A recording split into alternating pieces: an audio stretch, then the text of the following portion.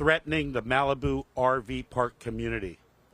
Structure threats were mitigated in this area and additional structures were damaged.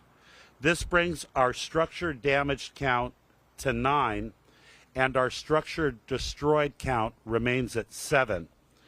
The incident damage inspection teams will have a better count of incident losses by 5 p.m. this evening.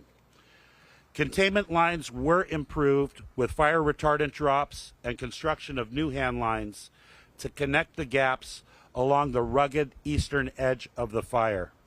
Weather conditions, including strong winds and low humidities, will be closely monitored today as they will play a critical role in fire behavior.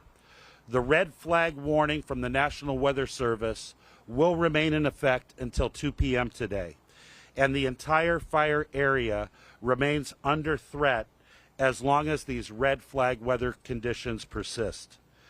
Today, our partners from CAL FIRE Incident Management Team 4 will assume command of the Franklin incident. Your Los Angeles County Fire Department will remain engaged throughout this transition, and our LA County fire personnel will remain on scene until the fire is fully contained.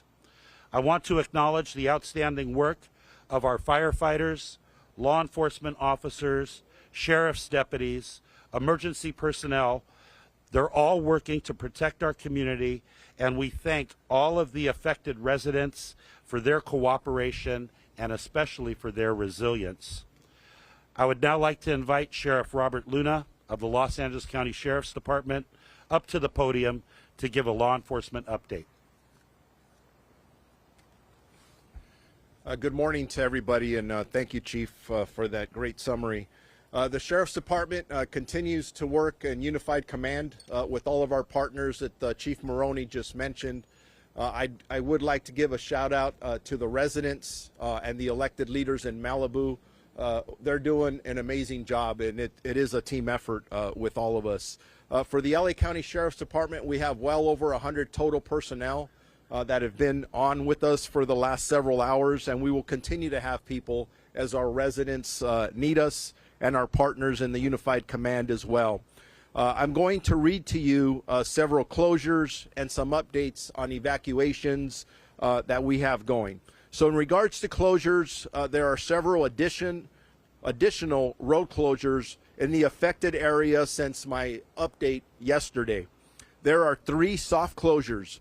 That means residents only, which will be at the end, which will be to the end of the red flag event, which is at approximately 1800 hours or 6 p.m. today. These are Topanga Canyon Boulevard at Pacific Coast Highway. This is a northbound soft closure. Topanga Canyon Boulevard at Mulholland Drive. Old Topanga Canyon Boulevard at Mulholland Highway. Now the hard road closures, which means no one's getting in unless it's an emergency vehicle.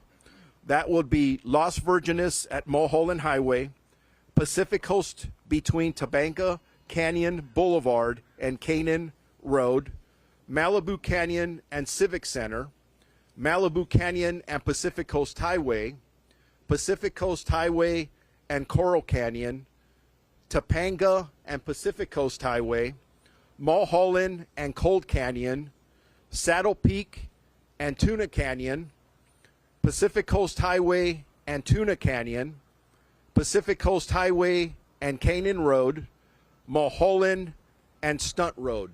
I know that's a long list, but this area has increased over the night. And remember, when we're telling our residents that these are hard closures, this is not to inconvenience you. It is for your safety, and we need to make sure that the ingress and egress of all the fire equipment that is going in and out of these areas, affected areas, can get through there and get through there quickly for structure protection and life safety measures. In regards to evacuations, the evacuation warning south of Mulholland Highway, north of Pacific Coast Highway, east of Trunkus, and west of Coastline. The mandatory evacuation orders are south of Piuma Road, east of Coral Canyon, and west of Big Rock.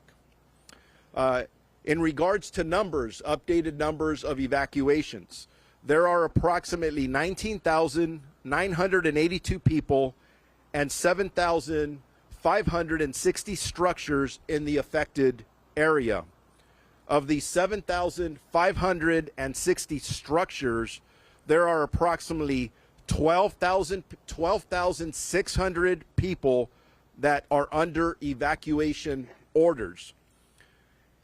And in regards to the evacuation warnings, we have 7,382 folks that are under current evacuation warnings.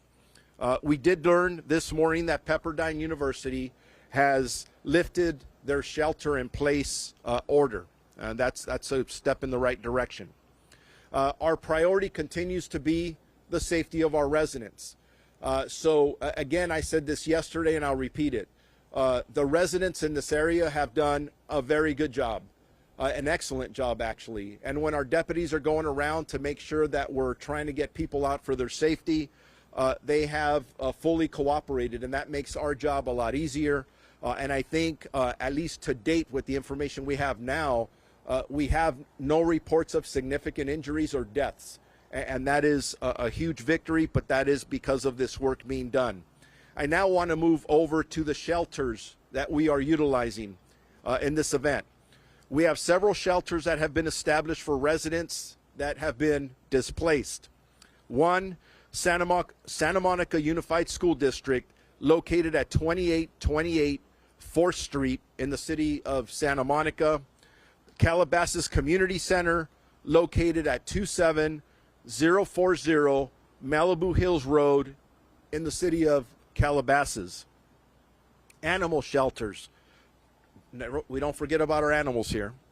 For small animals, Agora Animal Center, located at 29525 Agora Road in Agora Hills. For larger animals, Pierce College, 6201 Winnetka Avenue in Woodland Hills. I also like to report that to date, we have not had any crimes reported to us in the affected areas, such as burglaries and things of that nature.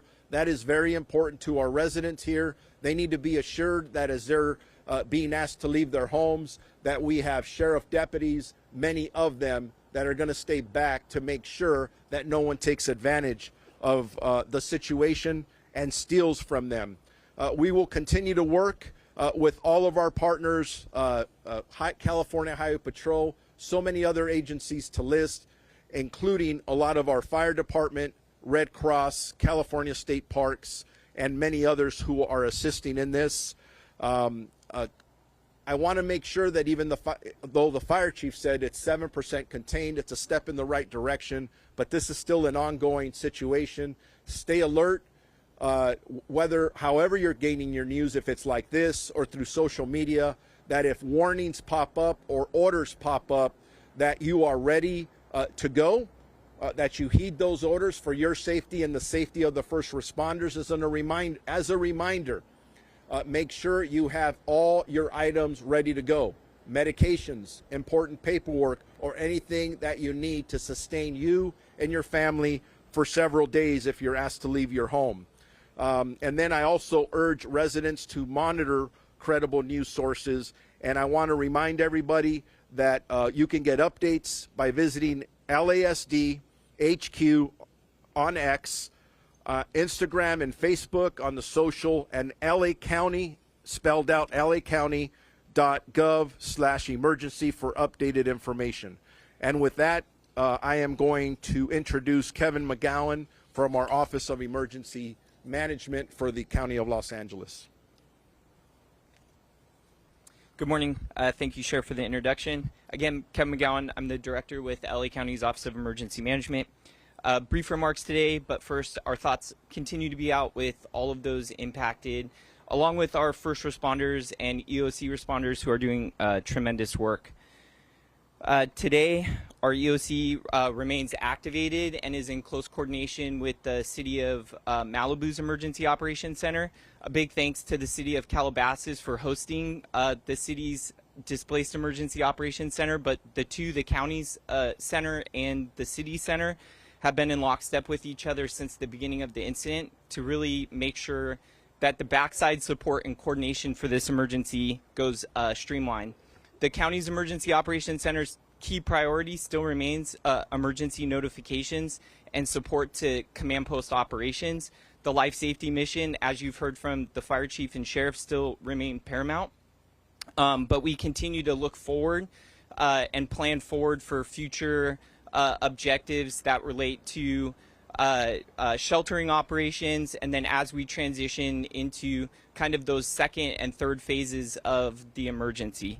And with that, I have the pleasure of introducing Supervisor Lindsay Horvath. Good morning, everyone. Today is the last day of the severe fire weather warning, which is welcome news for all of us.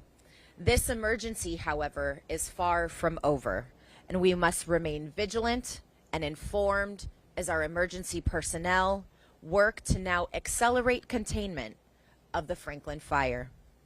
It is clear that our firefighters, our law enforcement officials, emergency personnel, community fire brigade members, and community organizations, in partnership with community leaders who have been all hands on deck to fight this fire with everything we've got.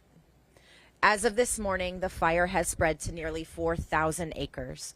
But thanks to the 1,500 and counting first responders dedicated to this emergency, we are fighting back, and we appreciate your life-saving efforts to contain and limit the impacts of this devastating fire. To our Malibu community, we know you're hurting. Our evacuated households are waiting with bated breath. A second night without power or cell service is extremely difficult for those not under evacuation. Thank you for checking in on one another. Thank you for remaining vigilant as we get this fire under control. Know that we are working hard to bring safety and normalcy back to Malibu. And I remain incredibly grateful for the teamwork and coordination that we have witnessed across the board. All levels of government, local to federal, are on this. Governor Gavin Newsom continues to be in touch to support in every way he can, including unlocking FEMA funding. I also want to extend a special note of gratitude to our Pepperdine community, their leadership, faculty, as well as our students and their families, who I know are watching across the country and beyond. The last 2 days have been extremely difficult, and you all have worked hard to keep your campus safe. For latest updates and real-time alerts, visit alertla.org and stay informed about how to protect yourself and your loved ones. Malibu's strength has been tested once again, but in case there was any doubt, Malibu is strong. That strength and resilience peak when we work together, and that has been demonstrated throughout the duration of the Franklin fire. Our commitment to our impacted communities is unwavering, and we will do everything in our power to help you navigate the challenges that come at every stage of this emergency. For anyone who is in need of additional mental health supports, please call 800-854-7771. Once again, that is 800-854-7771. LA County is here for you. And I now welcome Mayor of Malibu, Doug Stewart.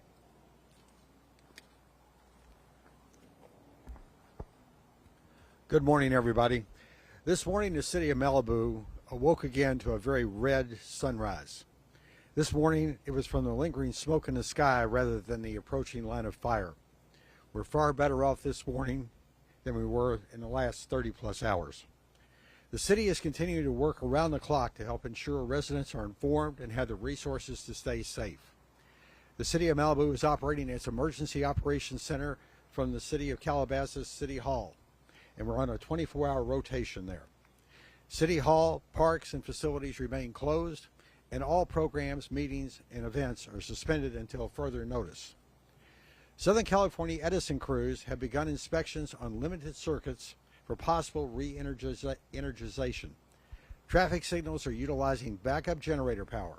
If you're in the area, drive carefully and come to a stop at all flashing signals. Residents should monitor emergency information on AM, FM radios and 99.1 KBUU. That's our local FM radio station. All emergency information is posted on our website at malibucity.org and social media. And I want to mention that Malibu is really a small town at heart. Our residents know each other, and we are truly a community as opposed to only a place to live. The homes that have been lost or damaged are people we know.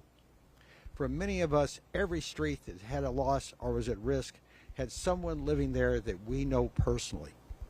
Our hearts go out to neighbors, and the city will do all it can to help them recover. To our first responders and our elected officials, and by the way, we've been supported not just with local people here in the community, all the way to the White House has been checking in on to see what they can do for us and how they can help. It's inspiring and it's humbling to have this level of support.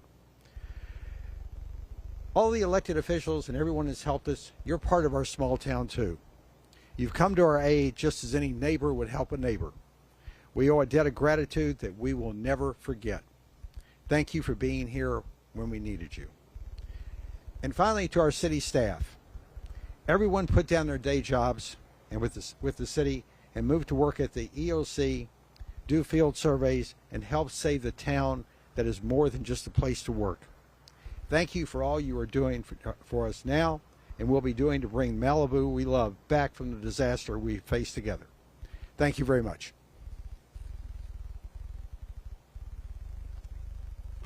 At this point, we will open it up to questions.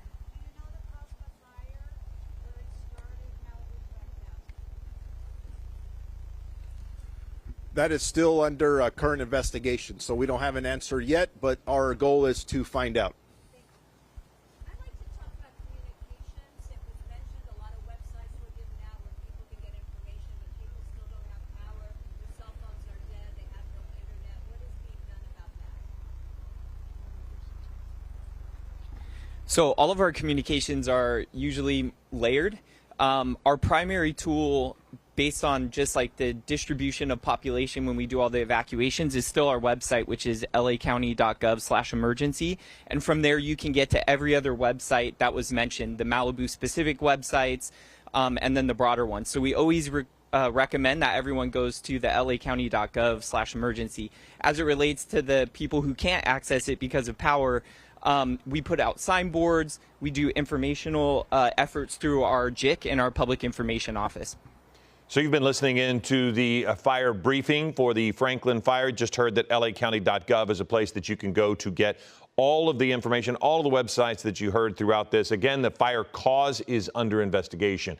Eyewitness News will continue staying on top of this fire throughout the day, from red flag conditions to evacuation orders. We want to update you with the very latest on air and here on the ABC 7 Los Angeles app. Also, be sure to join us back here live on television for Eyewitness News at 11 a.m. We'll see you then.